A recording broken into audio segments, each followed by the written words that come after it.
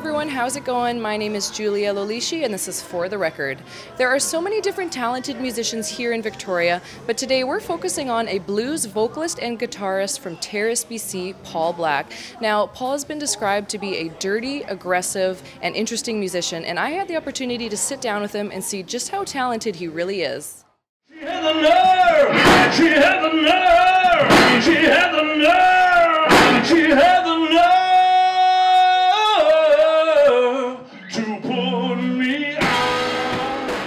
Paul was raised listening to gospel, but he soon realized he was into the blues. Big Zeppelin fan, everything Deep Purple, the heaviest stuff that was around then. He said, hey, you want to go see this guy, Steve Ray Vaughan? I was like, I never heard of him.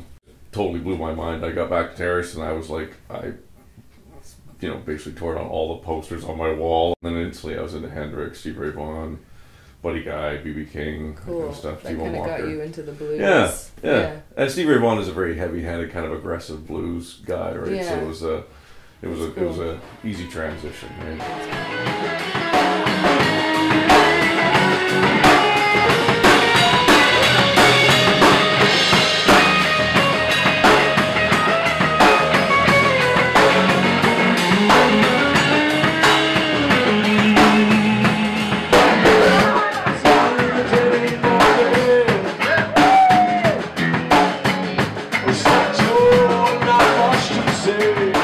Paul's natural talent came from his roots, but witnessing a concert at a young age inspired him to get up on stage.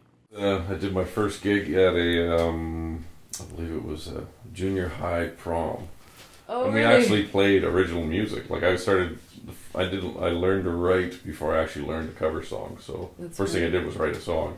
Yeah, well, this is a tune I just wrote, thinking of putting this on the new CD. Basically, I've put it out there a few times acoustically, and people seem to dig it, so I'm just gonna go with that. A tune called Change, and it's I figure it's self-explanatory.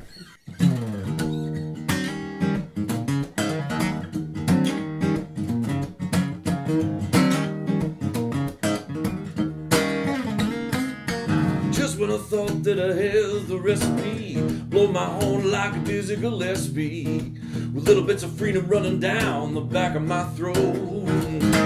Now I'm sick to my stomach, but I ain't got the flu. The taste in my mouth reminds me of you. And brother, you know who you are. I'm gonna take that train and bring my soul, yeah, and ask my conscience to come for a little self-control.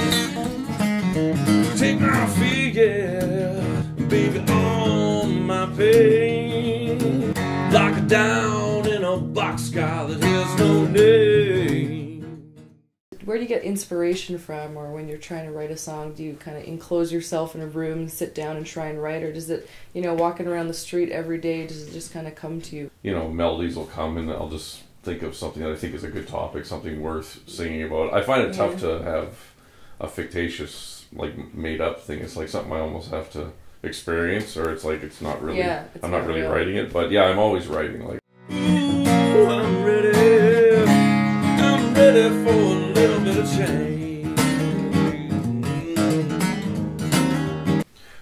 I play every day. It's a love-hate thing almost, right? It's an obsession. I always write the bass lines, and I usually play some drums, and I'm not a good drummer or anything, but then I give it to them and say, this is my idea, and then you take that to where you're playing it live, and people are totally appreciating it, which is a very cool process from just an idea. Yeah. And when someone comes up and says, hey, that's a great song, I love that, it's like, that's by far the best. I've been licking my most this long folk tongue. It stings when I do, but my memory is numb.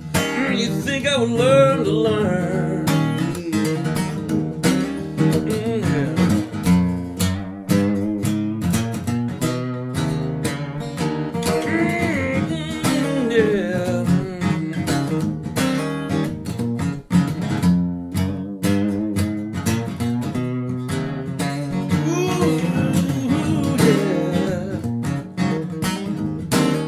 Where did this come from?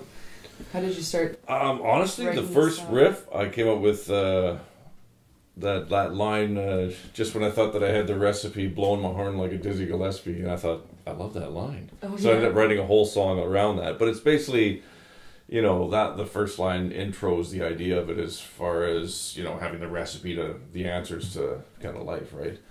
And blowing your horn. Just Dizzy Gillespie's kind of just slid in there, right? Great player. Now that's what I call raw talent. Paul says he expects to have a new album released by next year. Thanks for watching this episode of For the Record. We'll see you next time.